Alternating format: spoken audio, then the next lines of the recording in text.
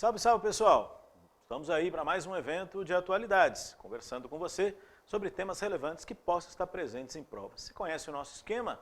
Temas políticos, econômicos, sociais, apresentados de forma panorâmica, destacando aí aqueles temas daquele período analisado que vale a pena observar. Estamos conversando de temas aí que foram destaque no primeiro semestre de 2012 e é óbvio, tem um assunto que já está nos noticiários não há meses, mas há anos, né? Você vem falando de crise econômica. Desde 2008, quando quebrou o banco de investimentos norte-americano Lehman Brothers, que esses assuntos estão no ar. A crise econômica, é a crise do mercado, é a crise do Estado, e esses assuntos permearam aí o tempo. Você vai lembrar que em 2011, 2010, 2011, um novo personagem esteve presente nos noticiários. Na verdade, a gente fala um personagem, mas que representa alguns personagens. A sigla PIGS. Quem é esse PIGS aí? Você sabe, os 5 quebrados da Europa: Portugal, Itália, Irlanda, Grécia e Espanha. Dessa turma, tem um que não sai nunca dos noticiários, que é a Grécia. Volta e meia os gregos estão aí. Quebrado para lá, quebrado para cá. Então é interessante observar como esse assunto, como tema econômico, é forte e esteve presente em diversas provas, desde 2010, que a crise na Europa vem caindo sistematicamente em prova e continua caindo em 2012. É isso que eu quero reforçar para você, certo? Então me acompanhe. Vamos falar de economia internacional contemporânea, você sabe disso. E o nosso tema é a famosa Grécia. Qual é a novidade dessa vez, professor? Os gregos anunciaram em março um acordo de renegociação e reestruturação da sua dívida. Vale sempre lembrar que esse acordo chegou a quase 96% dos credores. E isso é significativo, né? O 96% do valor da dívida, vale observar. Por que é significativo? Porque havia uma grande dúvida se a Grécia conseguiria, né, evitar um calote generalizado. Na verdade, ela está dando um calote, mas ele é seletivo, e isso é importante observar. Os credores aceitaram a reestruturação. Quando você fala em estruturação, qual é que é a história, professor? Vai ter que reduzir valores, dar mais prazo, é isso aí mesmo. A ideia é essa, para receber alguma coisa. Então ficou claro, se não aceitar, não recebe nada. Então é claro que essa discussão tinha esse caráter. Quer receber alguma coisa? Então aceite as novas condições. Por trás dessa história, há um forte temor de que os gregos, quebrando para valer, enterrariam a Europa junto nessa história. Até porque, por exemplo, grandes credores da dívida grega são bancos alemães. Então há o temor de que esse processo se generalizasse. Vale sempre lembrar que o efeito Grécia tem trazido transtornos a outros países maiores, mas também em dificuldades, como, por exemplo, Espanha e Itália. Sem falar tudo isso no custo político da crise, que tem derrubado governos. Então, derrotas eleitorais de governantes associados à crise ou ao momento de crise. Só assim para você entender. Por exemplo, Sarkozy derrotado na França, ou José Luiz Zapatero derrotado na Espanha. Vale destacar a queda de Berlusconi na Itália. Então, alguns exemplos de temas e eventos que se relacionam ao aspecto político da crise. Mesmo na Grécia, você lembra, eleições em maio, eleições em junho. A vitória, por exemplo, em maio, não possibilitou a formação de um governo porque o país dividiu-se. Partidos defendendo o programa de austeridade e a manutenção da Grécia na zona do euro, outros partidos defendendo o rompimento na zona do euro e o rompimento dos acordos que, segundo eles, aumentam a pobreza na Grécia e a crise econômica. Todo esse debate, esse zum, tem um aspecto que acabou refletindo nas eleições de novo em junho e a Grécia vivendo dificuldades. Mas o nosso tema, nesse momento, é o acordo da dívida, então não é o tema político, mas vale observar. Nesse cenário, a proposta é a seguinte: o que propõe e o que se deve discutir aí é que aqueles credores que detêm mais ou menos 150 bilhões de euros em títulos da dívida grega aceitaram o perdão da dívida de forma voluntária. Como assim? Não fica pagando nada? Não, renegociou-se, perdão, vai se renegociar esses termos da seguinte forma: menos juros e mais prazo, inclusive perdoando parte dessas dívidas. É aquela história, quando você me deve, deve 5, com juros faz 15, não, mas eu deixo para você por 7. Essa é a história, quer dizer, relacionando a real capacidade grega de pagar os seus compromissos. Vale observar. Nesse cenário, cabe o destaque também, né, que outros credores que aceitaram também a reestruturação, porque se percebeu o seguinte, ou se aceita a negociação ou não se recebe nada. É isso que eu quero observar. Então você tem quase 200 bilhões, né, de euros a reestruturar, a renegociar e a redefinir prazos e condições mais favoráveis aos gregos. É isso. Consequentemente, a nossa preocupação é que chega uma hora que o vereador, em vez de falando se é a Grécia, ou a Itália, ou a Espanha que estão quebrados, é discutir aspectos adiante, medidas, ações, temas que se relacionem à crise na Europa. Sem falar que 2012 traz para nós aquelas datas emblemáticas que estimulam o debate dessas questões. Exemplo, 20 anos da União Europeia, do Tratado de Maastricht, que deu origem ao bloco com esta configuração. Sim. Ou os 10 anos da zona do euro. A União Monetária incompleta, você sabe, são 17 dos 27 países da União Europeia que estão na zona do euro.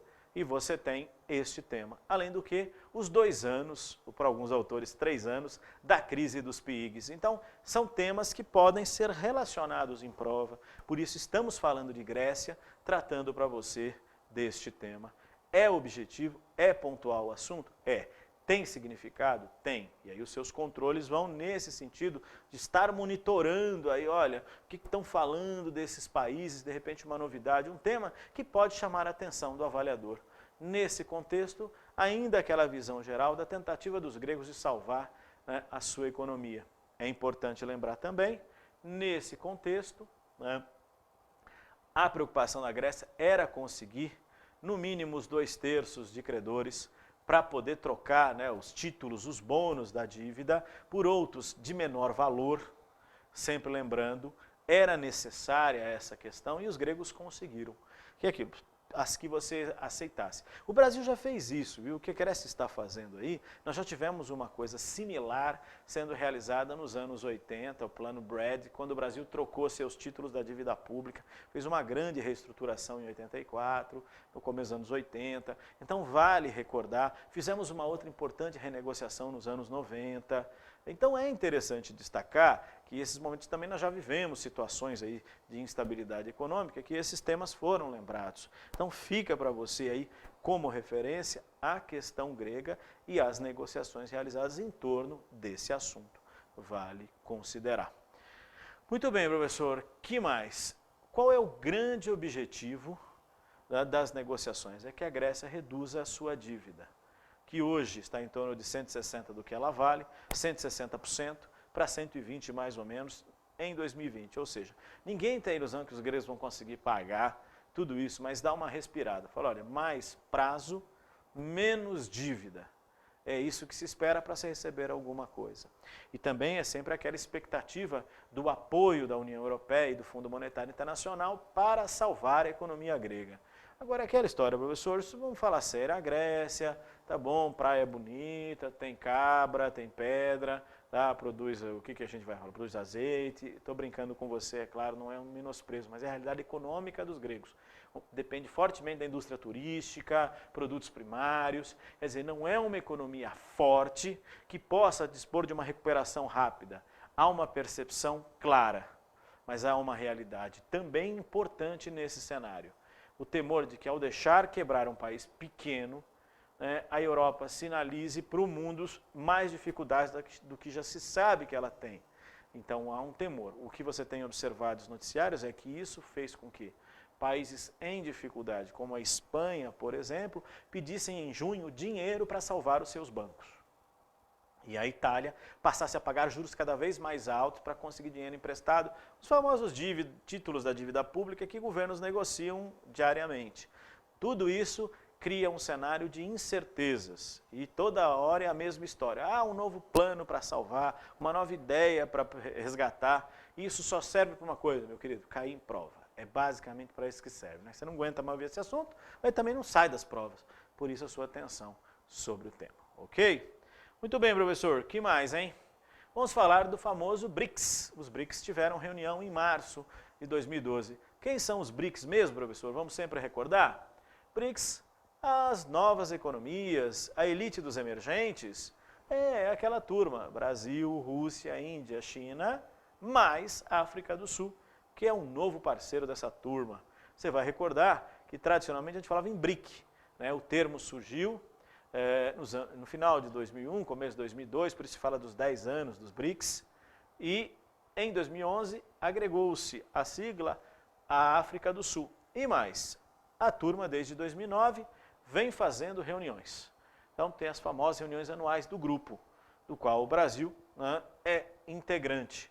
A presidente Dilma esteve na reunião, o que ocorreu na Índia, vale sempre observar, e manifestou a preocupação, sempre lembrando, com o cenário internacional e os prejuízos que isso traz à economia mundial, mas também aos países emergentes. Fala-se muito do protecionismo, da guerra cambial, como elementos que dificultariam o cenário aí para as novas economias ou para as economias emergentes nesse contexto.